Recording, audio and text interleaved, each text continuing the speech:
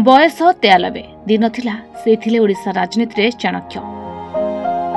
अनेक विकास को नहीं गढ़ी काकड़पुर को भूली नांती निजर संवैधानिक अधिकार को।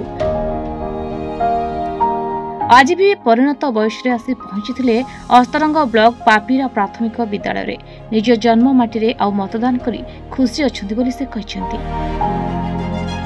गणतंत्र महापर्व में सामिल होती ए राजनीतिर भीष्म पितामह जहां नहीं कर्मी भी संतोष प्रकाश करछंती। निज माटी पहुंचवा पर शताधिक ग्रामवासी सुरेंद्र को घेरी तांकू देखा करथिले। सुरेंद्र आज राजनीति में नहांती किंतु राजनीति एक स्वतंत्र उपहार सदृश कहले किछि अत्युक्ति हेबा नाही।